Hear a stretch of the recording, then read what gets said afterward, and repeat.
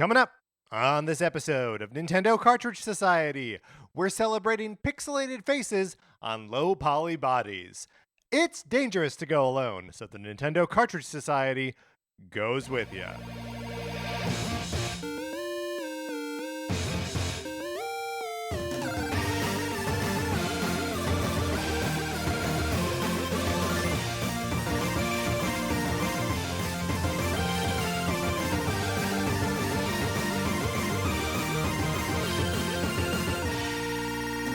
Welcome to Nintendo Cartridge Society. My name is Patrick Ellers, and I'm joined, as I am always joined, by my co-host, Mark Mitchell. Mark, how you doing? I'm doing great. It's a very exciting day. Momentous. For the show. The Sonic Forces borrowing program officially becomes the Sonic Forces ownership program.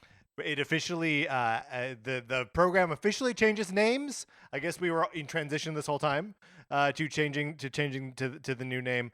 But today is also the day that we will be conferring with a random number generator and determining the brand new forever homes for my copy of Sonic Forces and my copy of Untitled Goose Game in a Sonic Forces box. And that's it. We've it's a long road and we've reached the end of it. And first of all, thank you so much to everybody who has participated in the Sonic Forces borrowing program and added your name in these last few weeks. For the last month, people have been adding their names to the Sonic Forces ownership program. Yes. So thank you to everybody. A couple people just writing in to be like, am I still on the list? Yes. I got you all. I went back through. Mark, I double checked my records because I'll admit, this has been a sloppily administered program in the past. A perfect program. A perfect program, but sloppily administered. And so I went back through every single one of my emails that had Sonic in the title. Every single one. So I deleted a lot of emails from like GameStop or whatever. GameSpot.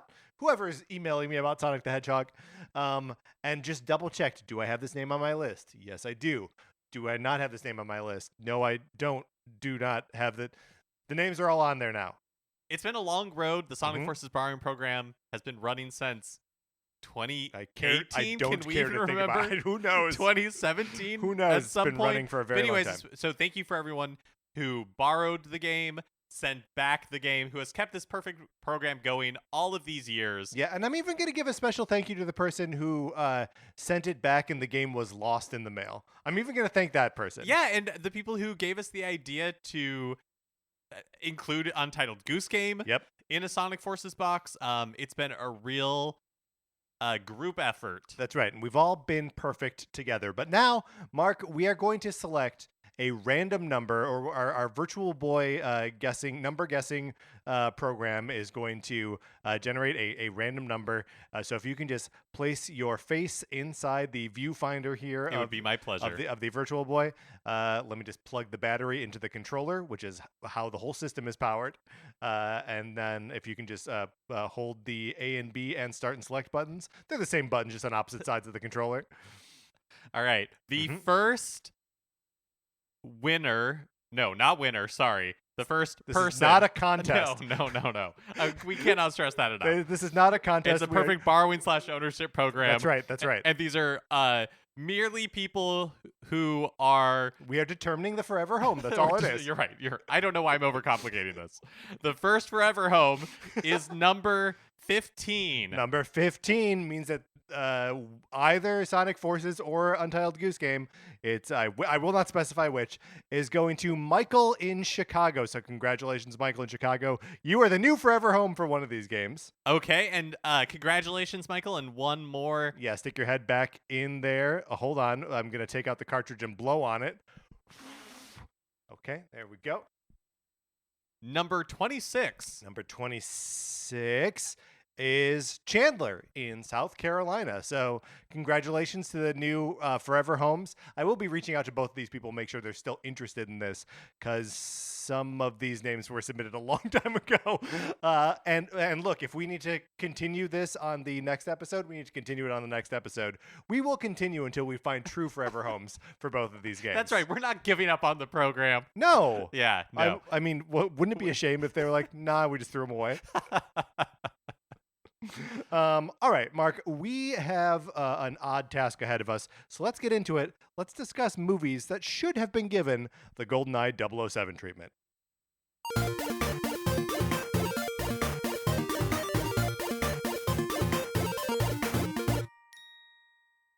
couple ground rules here. Okay. So obviously, well, first let's discuss why we're doing this, then the ground rules, and then what we think the GoldenEye 007 treatment is. Mm-hmm. In that order. Mark, why are we doing this? Well, GoldenEye 007 for the Nintendo 64 was just recently released on Nintendo Switch Online plus expansion pack. I've been also playing... Xbox, whatever they call their thing. Game yeah, Pass. That's right. Also Xbox, whatever they call their thing. And it's got, GoldenEye is on everybody's brain. It's kind of like a celebration of GoldenEye. It's been a long time since the game has been officially available. Like the N64 version of the game has been officially available from Nintendo or from Microsoft or anywhere at all. Right. Do you think that this is a bigger moment for GoldenEye 007 than the Wii game that came out? I do because it feels like people are more genuinely excited about it, and that there's less undue hype about it, right?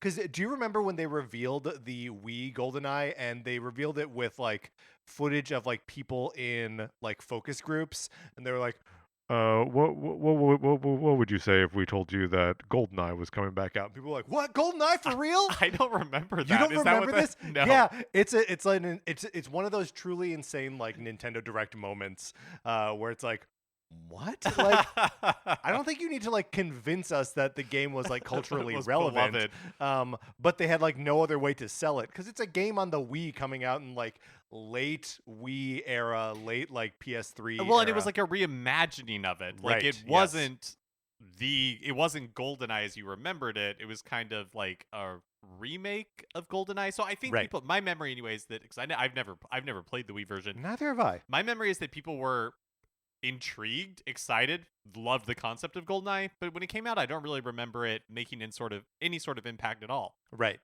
What people want is GoldenEye 007 for the Nintendo 64. I mean, what people want is they want to be 11 and having a sleepover at their friend's house where the four of them stay up all night playing split screen GoldenEye. Yes, but that's what people want. That's unobtainable. But what is obtainable is Nintendo Switch Online plus expansion pack. Yes. Where you can relive the memories. I tell you what, of playing GoldenEye 007 or played for the first time and wonder what is happening. The first video game publisher that is able to make me 11 years old and had a sleepover at my friend's house where the four of us stay up all night playing GoldenEye, they get my money forever. So GoldenEye is here. It is in both of our hands. I still haven't turned it on yet, but I am excited to, especially with my Nintendo 64 controller, which I believe is borderline the only way to play this game. Mark, you've messed around with it a little bit. And so you, let's see. So the next step, what order did I say? So first, why we're doing this, and then the ground rules. Have we said what we're doing?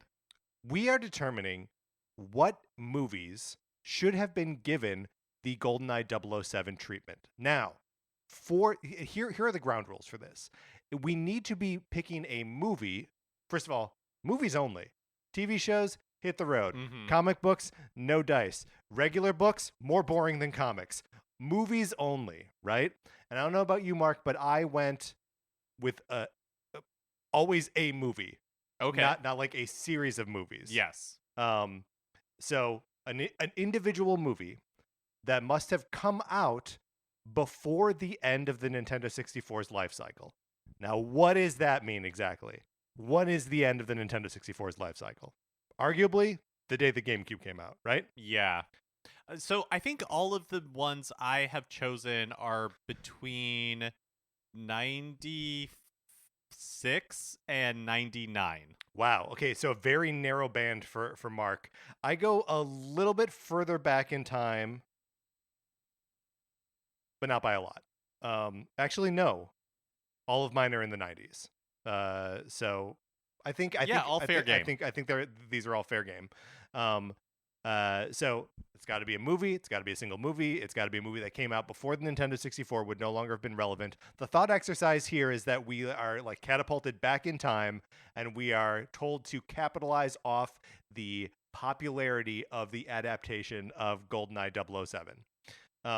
So what are the three pillars, Mark, of the things that make GoldenEye a specific kind of video game. So the first thing we chose is the mission structure Yes. of GoldenEye 007. And not that every movie we're going to be choosing has to have like a use this same mission structure, but the idea is that this like mission structure is so specific to GoldenEye, and it works very well because James Bond is a spy and he's given missions. And so what we're looking for here is some sort of like level structure, game structure that's reflective of the movie itself. Right. And this is sort of born out of your observation that like you're sent into these levels and you can get from point A to point B, but if you haven't like done his tasks, if you haven't completed James Bond's mission, you fail it even though you make it to the other side. Right.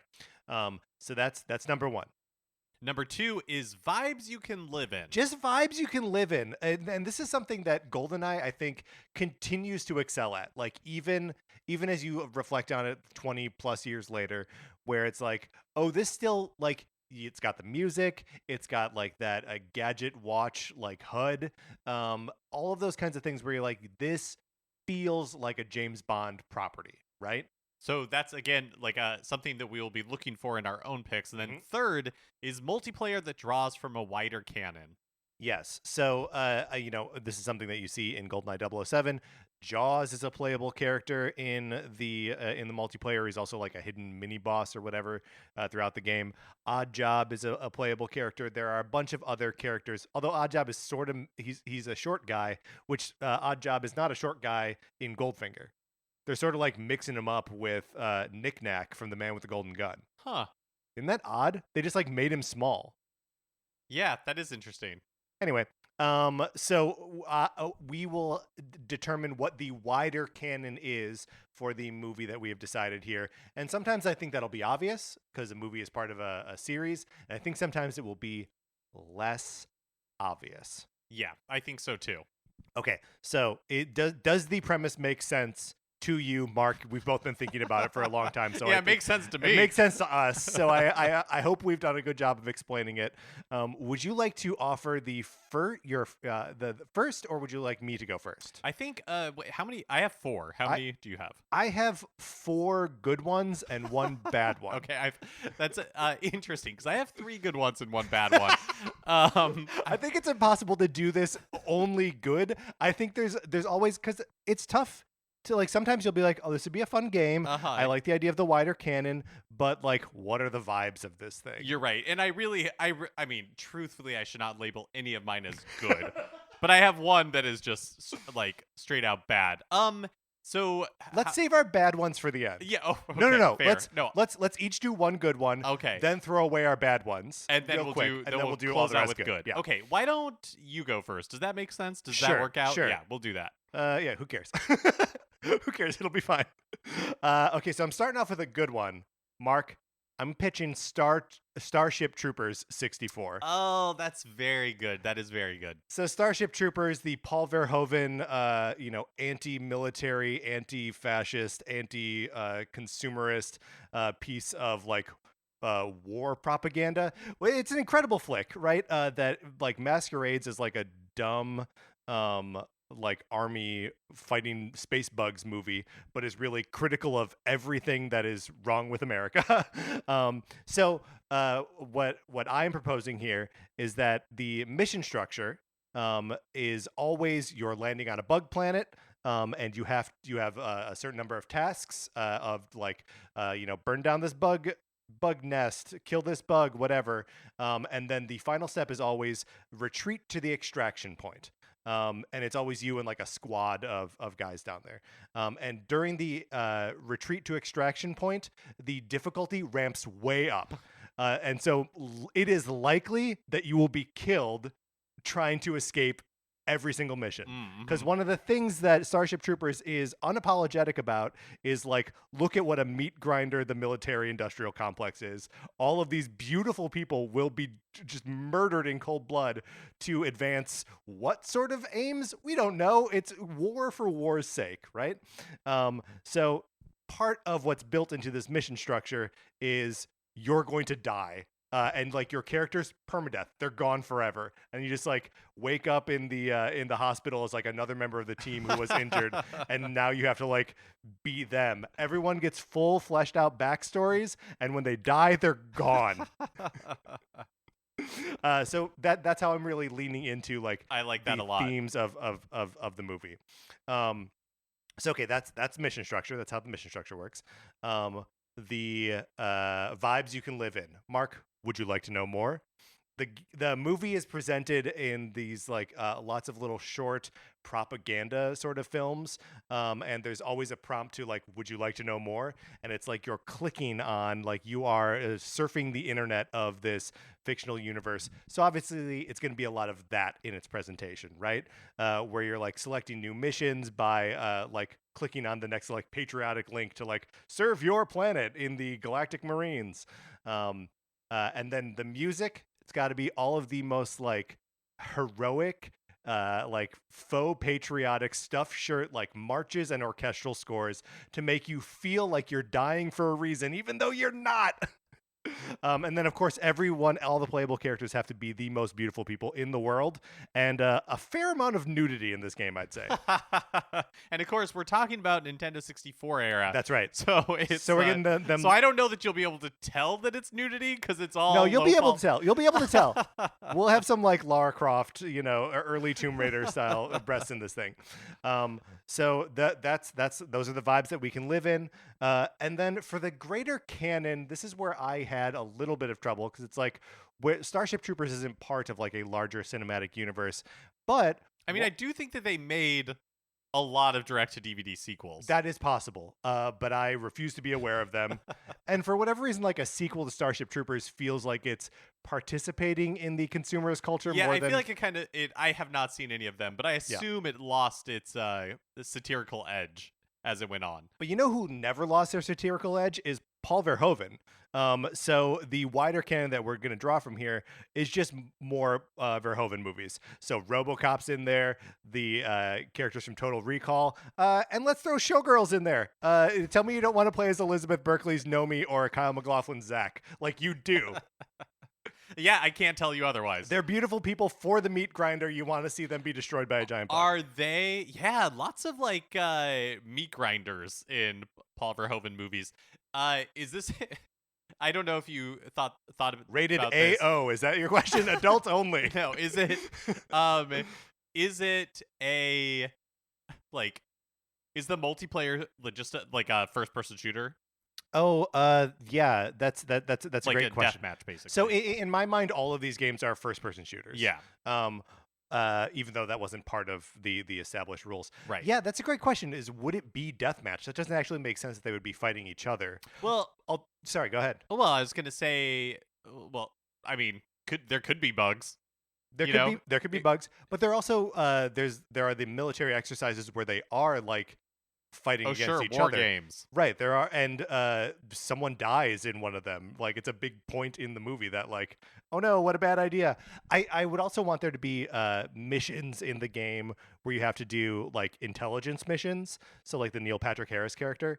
And when you die during those, it's revealed that you're just doing it in VR. So it's like they're always protecting the intelligence, but letting the soldiers die on some planet on the other side of the galaxy. That's a great one. That's a really good It first needs pick. its teeth, Mark. Yeah, that's amazing. All right, my first pick is I feel like this one's a little bit of a gimme, and I'm sad that we never got it. Yes. And it's Star Wars Episode 1, The Phantom Menace. 1999 George Lucas film. Yeah, and we should have, because I mean we had the Pod Racer, Episode 1 Racer is the name of the game. Yeah, but there was no like play the movie type game for the Phantom Menace. And I think so. Talking about mission structures, I actually think missions are appropriate for this. The Jedi are set at the beginning of the movie on a mission to negotiate with the Trade Federation. There are other distinct missions throughout the entire film. Go to Naboo. Mm-hmm.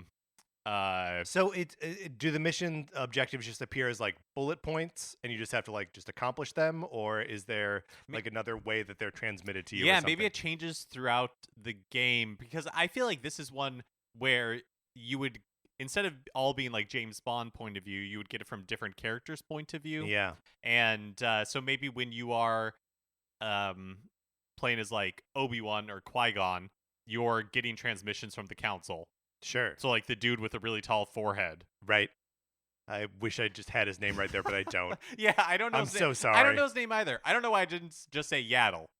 Could have just said Yaddle. Yeah. You could have said Mace Windu. Like, yeah, that's there right. are characters on this council, Yeah. Yoda, of course, that we know the names of. I think they're communicating with you. Mm-hmm. And then, when you're playing as Padme, maybe Qui-Gon is communicating with you. It's interesting because I feel like so much of what happens in that movie, and like in particular what our main characters do, is just sort of at Qui-Gon's whims. Yeah. That he's like, I'm going to do this now. And like he is serving the Jedi Order, but he's also just kind of like why is he take this kid off of Tatooine? Like, why does he do that? Yeah, no, he's going rogue all the time. He's going rogue all the time. Totally just acting on instinct. Okay. So great. then for vibes you can live in, folks, Star Wars. It's Star Wars. Yeah.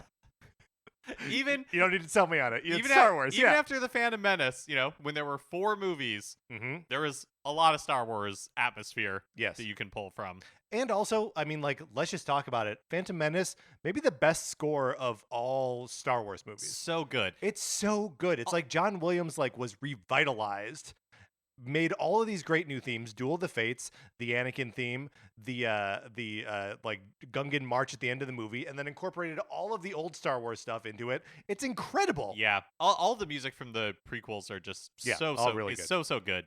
And then finally, for characters from wider canon, again, you have like locations and characters from the first trilogy to pull in. You want to go crazy? You got some of the expanded universe stuff. Well, sure, expanded universe. Okay, I thought you were going to say like you got the rest of the prequels. No, they don't exist yet. They don't exist yet. No, okay, great. There's only 4 movies and a handful of books. One of which in Chewie dies. Yeah, that's right. Crushed by a moon. So like what? Like Dash Rendar. You can play as Dash Rendar in this, and yeah, I guess technically Prince you Zizor. could. Okay, cool. I like it. That's right.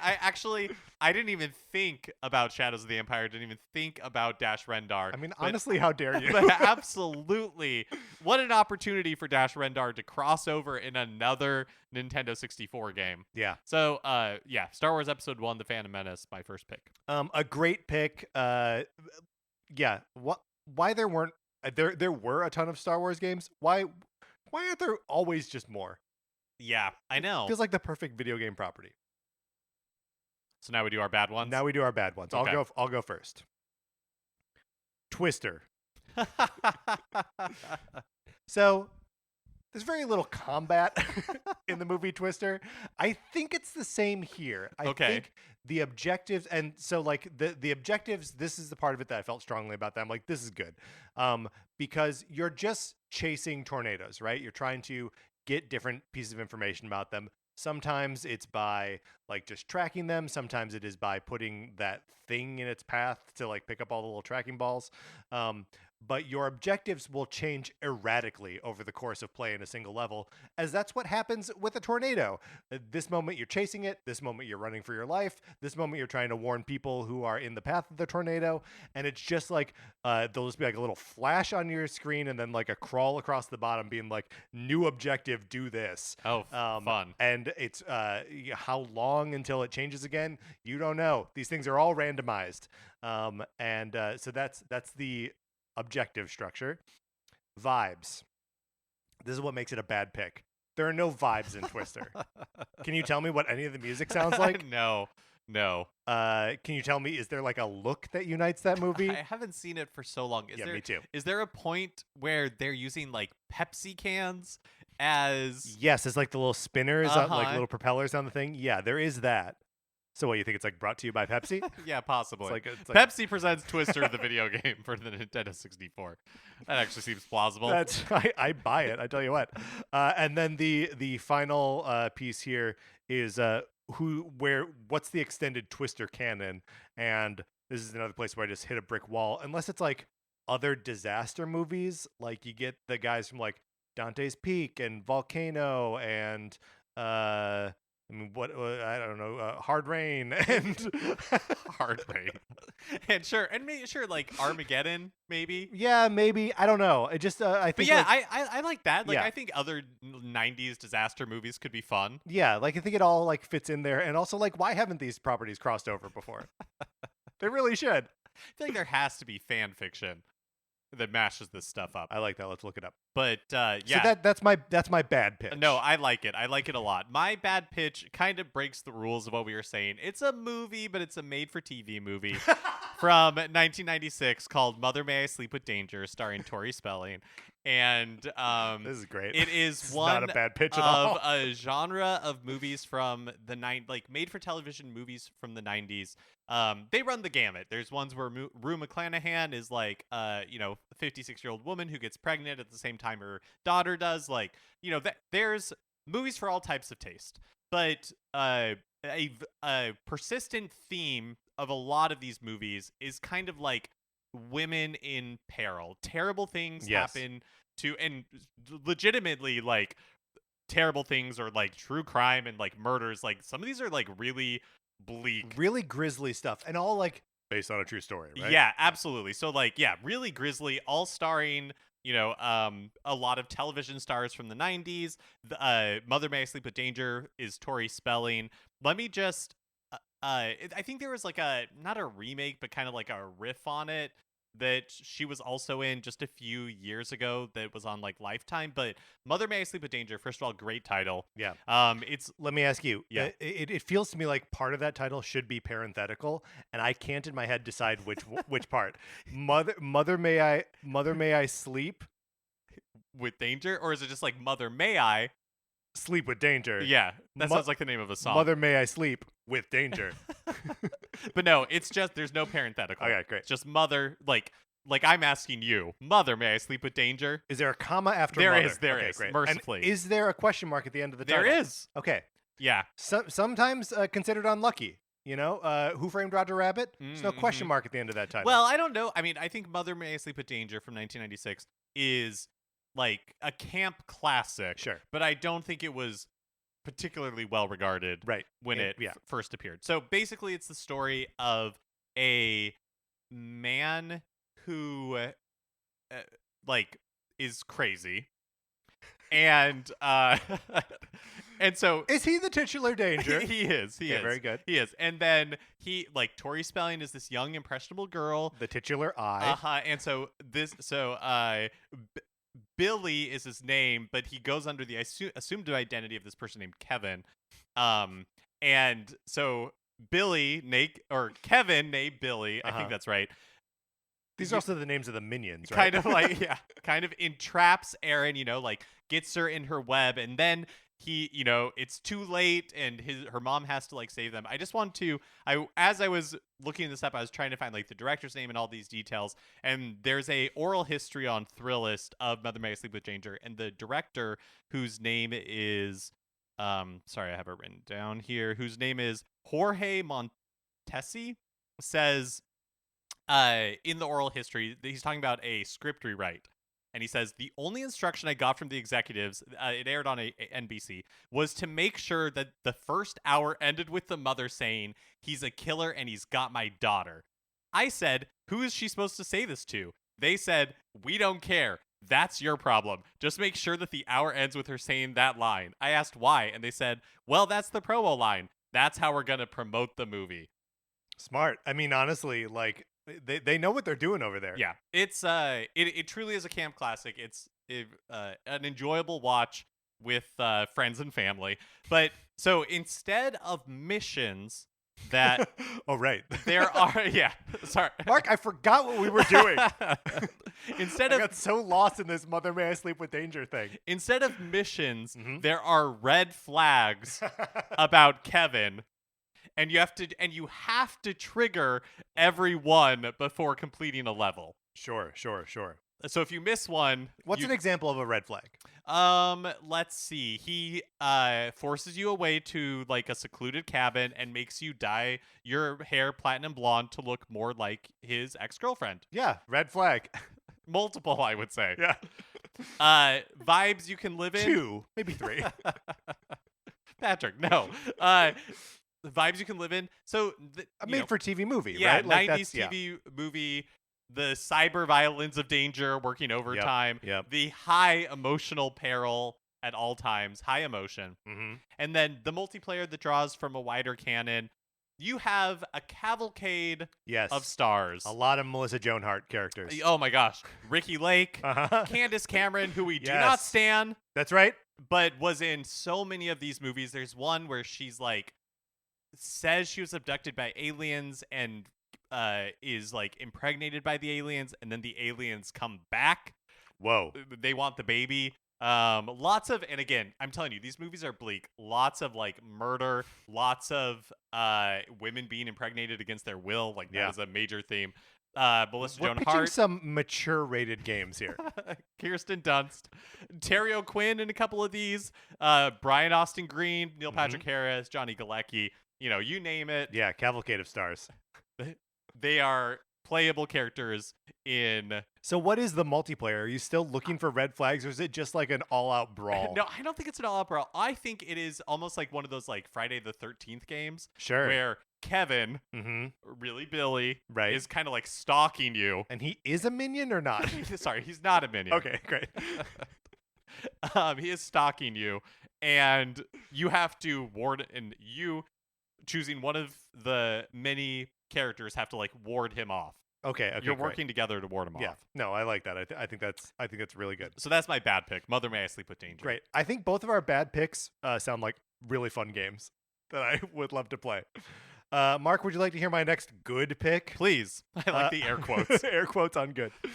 Okay, so this movie, there is not a video game made for this movie. There is a video game made for a trilogy that makes up the first 3 movies in this franchise, but not for this movie in particular. I'm referring here to Die Hard, and specifically Die Hard with a Vengeance, which is the third one that came out in like 1994 or 5 or something like that. Now, first things first, this is a game on the Nintendo 64. Vengeance is spelled, in this case, VENG 64 NCE. Oh, so that's beautiful. The 6 and the 4 standing in for an E and an A. It works perfectly. Write it down on a piece of paper so you can see it. That really is beautiful. I like that a lot. Thank you. The rest of the pitch doesn't matter because that's so poetry. Good. But so Die Hard with a Vengeance is the one that takes place like in and around New York City. And Samuel L. Jackson is Bruce Willis's like sidekick throughout the course of this game. And they or throughout the course of the movie, and therefore also the game, and they sort of like banter and bicker throughout.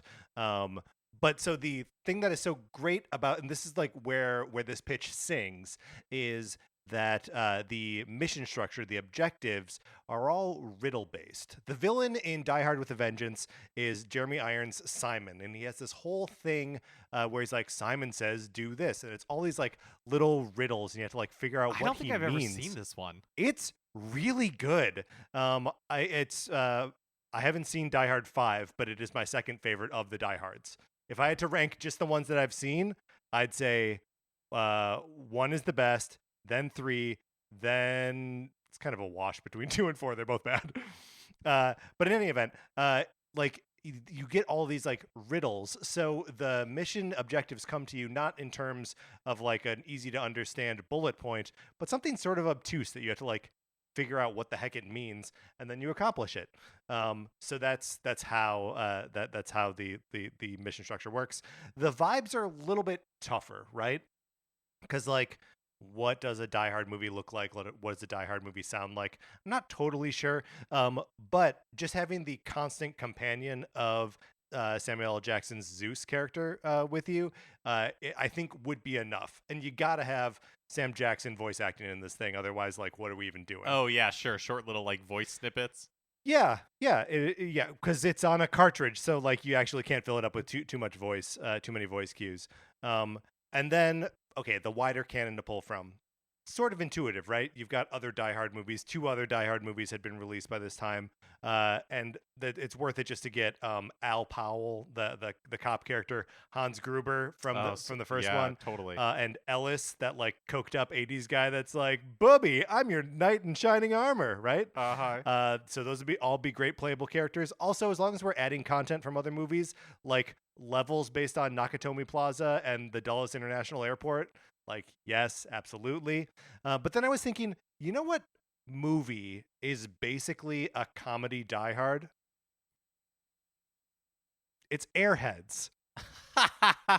So I want to be able to play as the Lone Rangers, Chaz, Rex, and Pip. I want to play as Ian the Shark, the DJ at the radio station that they take hostage. I want to play as sleazy music execs Milo and Jimmy. I want to play as Michael Richards' character in that movie. I want to port all of the Airheads-ness from Airheads and put it inside Die Hard. Very good. Yeah, I feel like Die Hard is a really good pick, especially for a game that we're riffing on GoldenEye. Yeah. Like, it feels like perfect for it. Yeah, well, and especially the later ones where, because like the first one is very like clean and straightforward. It's a single location and it's like man versus army. And it's not until like the sequels that it becomes a little bit more like he's taking orders or like there's like a bigger threat to tackle than just what's happening in this building, which is not to decry the original Die Hard in any way. It's my favorite of those movies. But Die Hard with Avenged 64-ness would be like a perfect thing here. And also, like, how crazy is it that there isn't a Die Hard with a Vengeance video game? Yeah. There's just the Die Hard trilogy, which is a like bad collection of arcadey kind of like beat 'em ups. Oh, interesting. You've never played the Die Hard? No, I didn't even know it existed. I think it's on like Sega CD or something in arcades and stuff. Huh. Yeah, that's a great one. Thank you. My next pick is Titanic, the 1997 James Cameron film. This rules. So instead of a mission structure, what I was thinking is like, I don't know exactly, it's like a class meter. So I think that you play as Rose. Okay. And what you are trying to do is progress through the game and like find happiness, really, right? Like build a relationship with Jack, find happiness without having your class meter drop too low. But what I mean by that is like not for you personally, yeah, sure, but for like you don't want to be found out almost. So it's like it's in some ways a stealth game because you are trying to have the interactions you want to have, right? But you don't want. But you like the easiest way to rack up fun points is to go and like dance an Irish jig below exactly, decks. Which is like totally fine. But like the problem is that if aristocrats, people in the first class, see you doing these things, then they're gonna toss you overboard. Exactly. So your class meter drops. And so the goal through the whole thing is to find happiness without, being found out, I guess. So can you couple questions. One is, can you participate in other activities to like raise your class meter, like after it's dropped a little bit? So A, that, and B, are there any happiness activities that you can engage in that wouldn't cost you class points? Like, and so I think, can you listen to the string quartet play Nearer My God to Thee as the ship sinks, which is classy and enjoyable? Absolutely. Okay, great. Yeah. But those are few and far between. They are few and far between. And really, it's not about like, it is really about like, finding your own happiness, but realizing that you have to, in your world, in your specific case, you also just have to be aware of how other people are perceiving you. Yeah. And eventually, maybe the twist at the end is it doesn't matter. Because everyone goes into the ocean. Spoiler alert. Right. Also, those are real people. Maybe we shouldn't be laughing about it. Vibes you can live in. Nintendo 64. My Heart Will Go On. That's the first thing I have here. A Nintendo 64 version of My Heart Will Go On. Are you kidding me? James Horner's entire score. Are you kidding me? Are you kidding me? Some of those beautiful vistas and sunsets, like realized in, like on Nintendo 64 hardware, that would be the stuff that YouTube playlists of like relaxing Nintendo 64 music are put to. Like it would just be beautiful. Yes. Mark, I just did a little search here for My Heart Will Go On. I did SNES. My Heart Will Go On. Should we listen to a 16-bit? I think we should. Okay. You keep talking. Yeah, while I pull I'll keep talking. So that's Vibes, and then characters from a wider canon. So yes, like Titanic, you have Molly Brown, you have Unsinkable. a lot of other great characters whose names I don't remember. Billy Zane. Billy Zane's character. But the captain.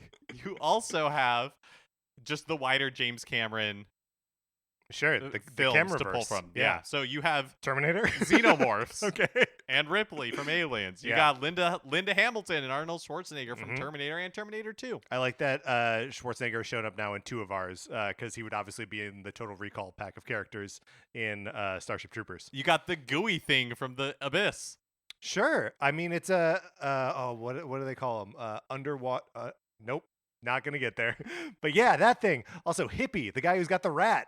Yeah, that's right. I mean, there's just lots of great characters that, and I feel like the multiplayer is probably working together to get out of a sinking Titanic. I think that's probably right. Yeah, so it's a cooperative. It's a cooperative. Yeah, we're you and the Xenomorph working together. This is like Fortnite here. Yeah, actually, yeah. Okay, so here is Titanic with Super NES stuff.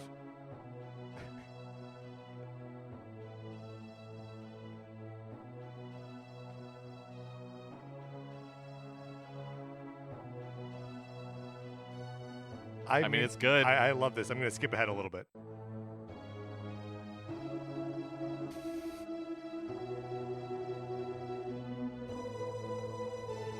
I mean, this kind of like warbly pedal thing, yeah, is really one of my for favorite. It just hits the pleasure center in my brain. Yeah. One of my favorite like SNES sounds.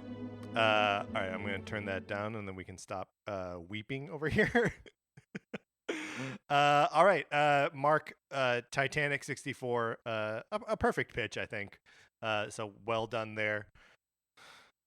For my next pitch, I'm going to go to a movie, an adventure movie from 1999. So we're butting up against the later bound of the parameters here. But straight up adventure, right? Like some of the rest of these, we have to like kind of like think our way around, like how do you put this into an action game? This one, we don't have to worry. I'm talking about The Mummy, starring Brendan Fraser and Rachel Weisz. That is very good. Yep. Can I just say before I rewatched this recently because it's on Hulu, and I was just looking for something to put on while I did some other stuff. And The Mummy is a lot of fun. Mummy is a ton of fun. Also a ton of fun, the reaction on your face when I said The Mummy. you like gulped for air. Like you couldn't believe you were hearing such a good idea.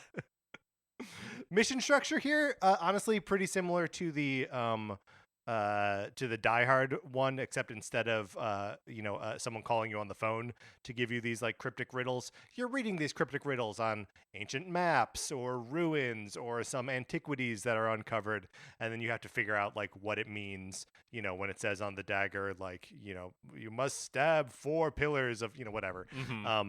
And so you're just doing that, and you're always going into pyramids and stuff, being chased by horrible monsters and like little scared beetles that want to burrow into your skin.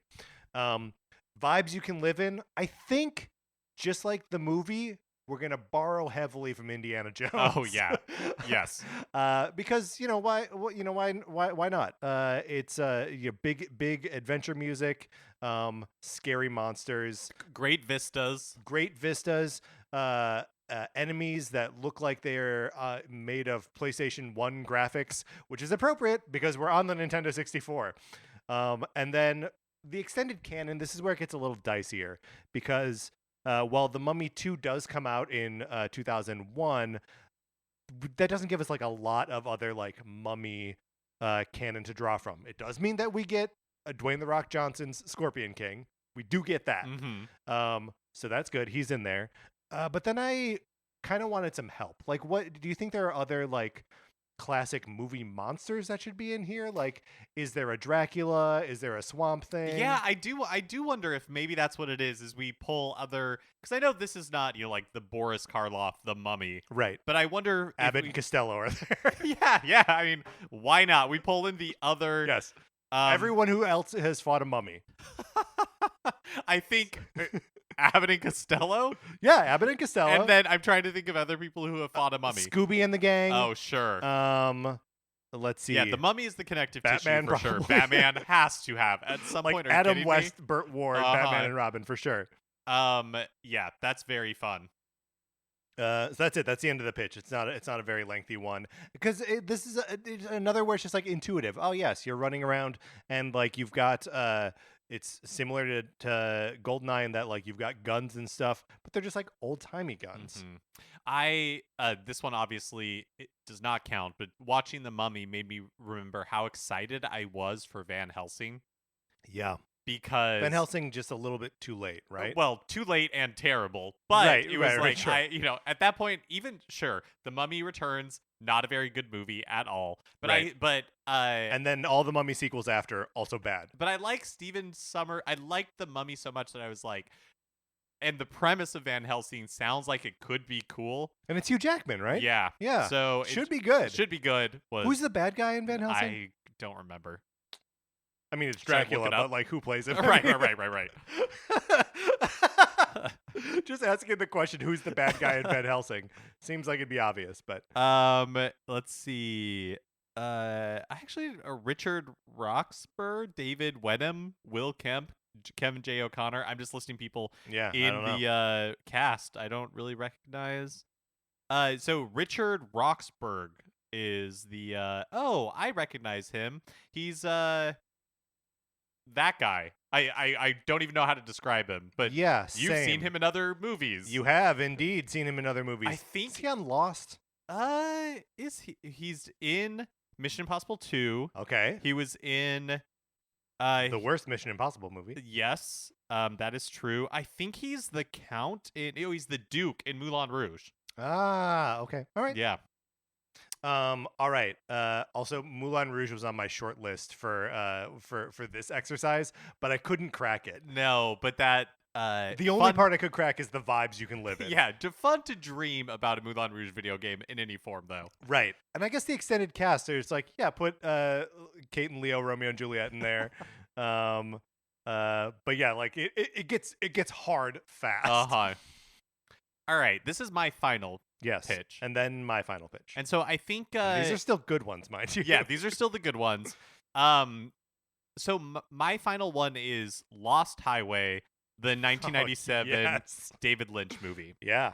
So if you haven't seen for some reason a lot of, or at least two of my picks are kind of darker, but so in short, like how to describe the plot of Lost Highway, like most David Lynch movies, it's a dream. Like it's really like things happen in it, but it's really difficult to say. I mean, characters become other characters. Exactly. So like Bill Pullman plays a character in the beginning, and he there's this really like creepy sequence of events where he's essentially being haunted by this person, and him and his wife are receiving, played by Patricia Arquette, receiving like videotapes to their home of them, like sleeping, and then he receives one videotape, and he has like murdered his wife. He gets and he like immediately gets put into jail, and then one day in his cell is no longer Bill Pullman. It is a completely different person. Yeah.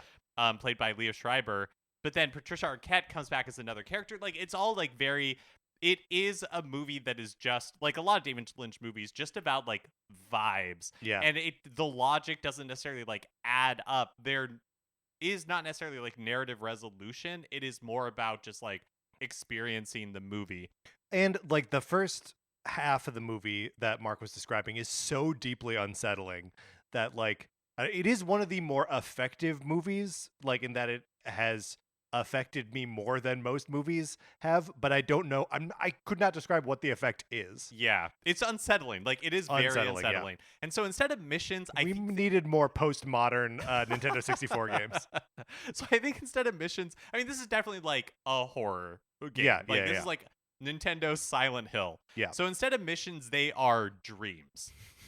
Like you're in like this like miasma of things happening to you, of sequences, and you kind of have to find your own meaning in them.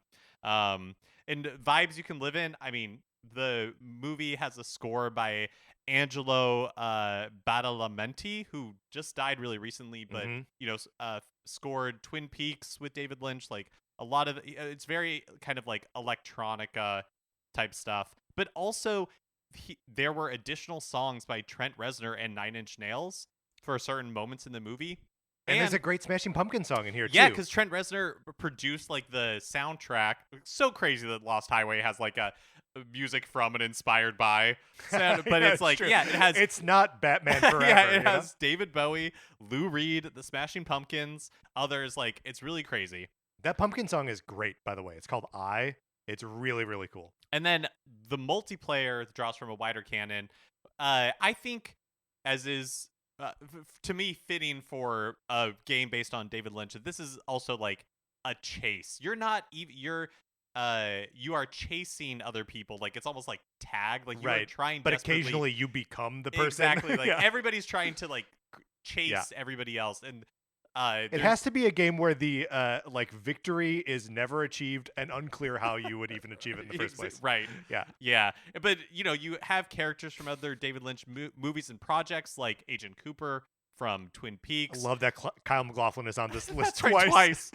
The many characters played by Laura Dern in many projects. In fact, Kyle MacLachlan could also be his character from Blue Velvet. Of course, multiple. Get the Mulholland Drive skins, girls on there, multiple like outfits that you can choose from. I love it so much. Nicolas Cage from Wild at Heart. Yep. Naomi Watts from Mulholland Drive. So yeah, that's my final pitch is Lost Highway 64. Wow, God, that is so good, Mark. And I want you to know that you have vaulted us into like high art of Nintendo 64 games, and I'm about to drag us down into the gutters to pitch to you Mallrats 64.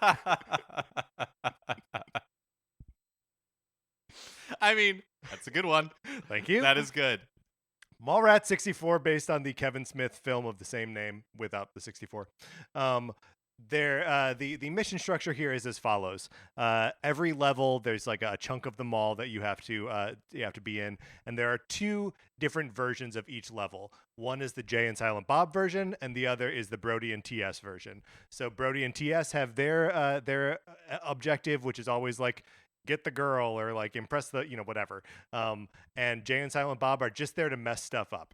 So you had to play through as one of them, and then you had to play through as the other. And sometimes their objectives are complementary, and sometimes they're in conflict with each other. And when you play through as one, that's just like happening by itself. And then when you play as the other, you have to like deal with your actions from last time as the other characters. That's cool.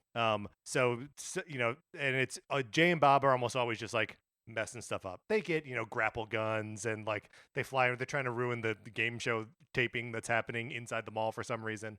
So that's how that all works. The vibes you can live in, I mean, you just get that mall, right? You get that mall, you get like a Weezer B-side from the 90s. You call up Silverchair and see if they've got anything they haven't put out, and then you just like slap that on there. The Kevin Smith milieu of the mid 90s is not hard to emulate. Also, let's put just like a VCR like grain on top of everything. And then finally, drawing from the greater canon. This one's pretty easy, right? You just do the rest of the Kevin Smith Viewisk universe. So you got Donde and Randall from Clerks. Maybe you skip Chasing Amy because like it's all the same actors that are in Mallrats. Well, why not? We can put him back in there again. But where it really blows up, Mark, and it still fits because Dogma came out in 1999, you get all the characters from Dogma in there. You got two angels played by Ben Affleck and Matt Damon. Also, if we really, really wanted to, Jay and Silent Bob Strike Back comes out in August of 2001. Okay, so it would be before the GameCube comes out. Not by a lot, but really I just want the monkey that travels with them. I want the monkey to be a playable character in there. I have just one thing that just really brings me a lot of joy from this is, the Kevin Smith universe, a lot of these that we've talked about. Again, imagining the character select screen for the multiplayer. I know. Where all of these are rendered in low polys. Yes. With really really basic digital images Yeah. of the actors like mapped onto their faces. And really lo-fi voice clips of like Snoochie Boochies, you know, like it would just be great. That'd be a lot of fun. So that's Mark, that's my final pitch. I think we came up with, I know we said some bad ones, but I think these were all good. So let's close this out. All right, that is going to do it for this episode of Nintendo Cartridge Society. If you have any movies from the 80s or 90s that should have... If you have any movies from the 80s or 90s that should have been given the GoldenEye 007 treatment, you should write into us at Nintendo Cartridge Society at gmail.com. That's going to do it for this episode. You can follow us on Twitter. I'm at Patrick_Ellers, Mark's at MK Mitchell. The show's at NinCart Society. There's also a Discord, which you simply must get in. We are having fun conversations about Nintendo all the time. There's maybe a direct incoming sometime soon. I don't know. We're speculating a lot about it in the Discord. Get in there. Send us an email, and we will send you an invite. Anthony DeLuca made our logo. Our theme music is provided by 8-Bit Betty. You can get more of his music by going to 8bitbetty.com or by listening right now. For my co-host, Mark Mitchell, this is Patrick Ellers saying thank you for listening.